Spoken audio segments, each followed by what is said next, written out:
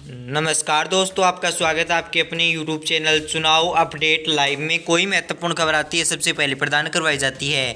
अभी अभी बड़ी रिपोर्ट निकलकर सामने आ चुकी है। महासर्वे साल का पहला महासर्वे, यानी कि इस महासर्वे में बीजेपी की जीत होती है। कांग्रेस की विधानसभा और लोकसभा में क्या रहेगा, हम आपको इस वीडियो में और चैनल पर प्रदान करवाते रहेंगे।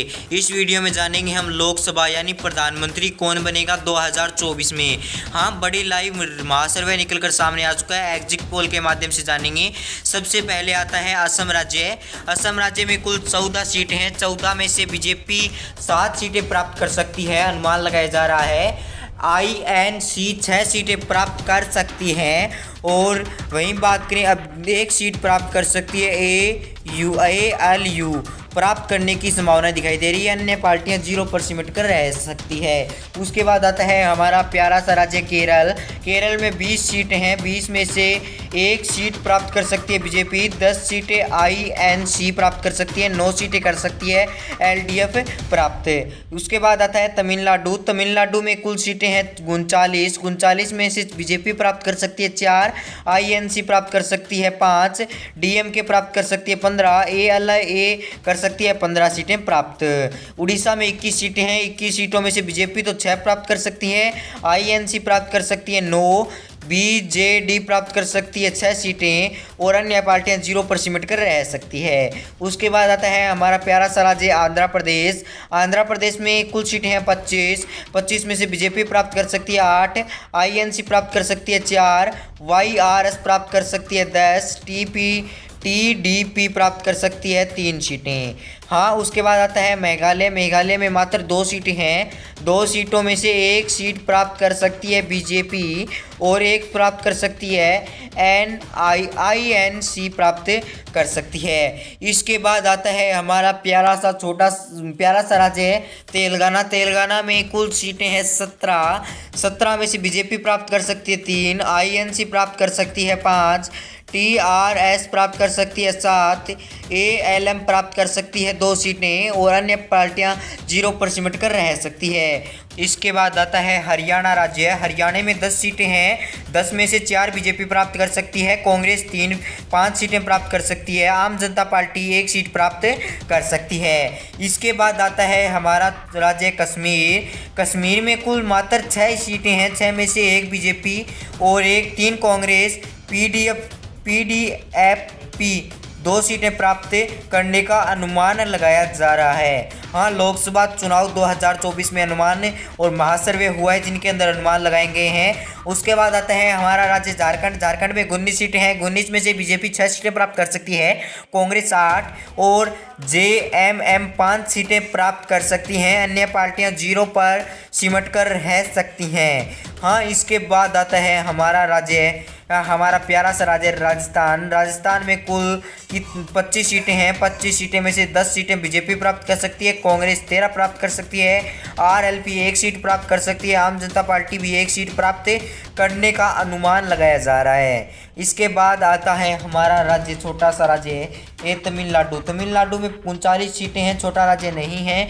39 सीटें में सिर्फ 9 सीटें बीजेपी प्राप्त कर सकती है, DMK 14 सीटें प्राप्त कर सकती हैं, ALML प्राप्त कर सकती हैं 10 सीटें और कांग्रेस प्राप्त कर सकती है 3 सीटें और एक अन्य पार्टी सीट प्राप्त करने का अनुमान लगाया जा रहा है। छत्तीसगढ़ राज्य में कुल 11 सीटें। 11 में से 5 सीटें प्राप्त कर सकती है बीजेपी, कांग्रेस प्राप्त कर सकती है 6 सीटें, अन्य पार्टियां सिमट कर रह जाएगी इस 0 सीटों पर। हाँ, अनुमान लगाएंगे। इसके बाद आता है हमारा छोटा सा राज्य है आंध्र प्रदेश। आंध्र प्रदेश में मात्र 2 सीटें हैं।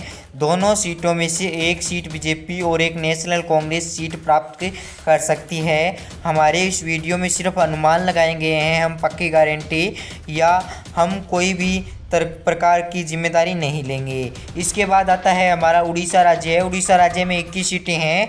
21 में से 6 बीजेपी प्राप्त कर सकती है, तो नेशनल कांग्रेस 9 प्राप्त कर सकती है, तो BJD 4 सीटें प्राप्त कर सकती है, NC प्राप्त कर सकती है 2 सीटें, अन्य पार्टियां रह जाएंगी 0 पर सिमट कर। हाँ रह सकती है, सॉरी कोई गलती है तो माफ़ कीजिएगा। इसके बाद आता है उत्तर प्रदेश राज्य। उत्तर प्रदेश राज्य में कुल सीटें हैं 80 में से 36 सीटें बीजेपी प्राप्त कर सकती हैं और नेशनल कांग्रेस प्राप्त कर सकती है 9 सीटें, एसपीए प्राप्त कर सकती हैं 25 सीटें, तो बीएसपी प्राप्त कर सकती है 3 सीटें और अन्य पार्टियां प्राप्त कर सकती हैं 7 सीटें। बीजेपी प्राप्त कर सकती है 13 सीटें मध्य प्रदेश में 29 सीटों में से। और इसके बाद आता है नेशनल कांग्रेस 15 सीटें प्राप्त कर सकती है, आम जनता पार्टी 1 सीट प्राप्त कर सकती है। मध्य प्रदेश में कुल सीट रहेंगी 29 सीटें, 29 सीटों में से आपने बता दिया 13 सीट बीजेपी और नेशनल कांग्रेस 15 सीट प्राप्त करने का अनुमान लगाया गया है। दिल्ली राज्य में मात्र 7 सीटें हैं, 7 में से 2 बीजेपी, 5 आम जनता party, 1 national Congress party seat प्राप्त कर सकती हैं। अन्य पार्टियां चाहे बीएसपी हो और अन्य पार्टियां हो वह 0 पर सिमट कर रह सकती हैं। इसके बाद आता है हमारा राज्य कर्नाटका राज्य। कर्नाटका राज्य में 28 सीटों में से 8 सीटें बीजेपी प्राप्त कर सकती हैं, नेशनल कांग्रेस 15 सीटें प्राप्त कर सकती हैं, जेडीएस 5 सीटें प्राप्त कर सकती हैं, आम जनता पार्टी और अन्य पार्टियां 0 पर सिमट कर रह सकती हैं। इसके बाद आता है राजस्थान। पंजाब राज्य आता है। पंजाब राज्य में 13 सीटें हैं, 13 सीटों में से 1 सीट प्राप्त करेगी बीजेपी, कर सकती हैं आम जनता पार्टी 7 सीटें और नेशनल कांग्रेस 4 सीटें प्राप्त कर सकती हैं, एसएडी प्राप्त कर सकती हैं, 1 सीटें अनुमान लगाए गए हैं।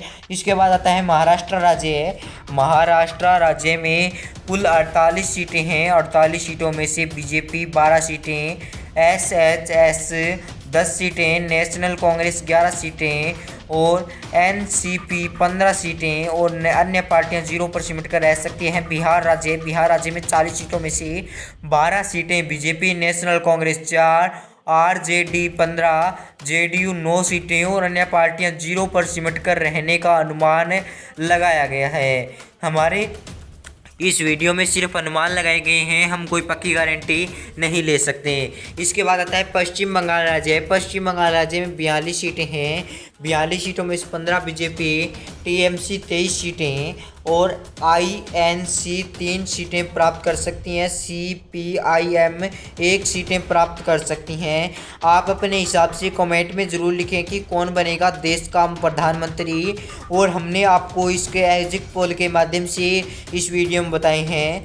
एग्जिट पोल माध्यम से इस वीडियो में हमने आपको लाइव खबर दे दी है। आप इस चैनल को सब्सक्राइब करें, वीडियो को लाइक व शेयर कर दें, और हम इस चैनल के माध्यम से रिपोर्ट प्रदान करवाते रहेंगे और इस वीडियो में हमने सिर्फ अनुमान ही लगाया है और कहीं हमने पक्की गारंटी नहीं ली है। गलती से इन मुँह से निकल गया हो तो आप हमें माफ़ कीजिएगा, और इस वीडियो के माध्यम से कोई बड़ी रिपोर्ट आती है तो प्रदान करवाएंगे। चैनल को सब्सक्राइब करें, कमेंट में जरूर लिखें प्रधानमंत्री कौन बनेगा, और आप हमारी सरकारी योजना अपडेट यूट्यूब चैनल को भी सब्सक्राइब कर दें। कमेंट में नोटिफिकेशन में लिंक दी हुई है। हम आपको दोबारा से अनुरोध करते हैं, प्रार्थना करते हैं चैनल को सब्सक्राइब करें। और इस वीडियो में हमने अनुमान लगाया है, बाकी पक्की कोई गारंटी नहीं ली है, और चुनाव से रिलेटेड न्यूज़ प्रदान करवाते रहेंगे। जय हिंद, वंदे मातरम, जय हिंदुस्तान, जय हिंद।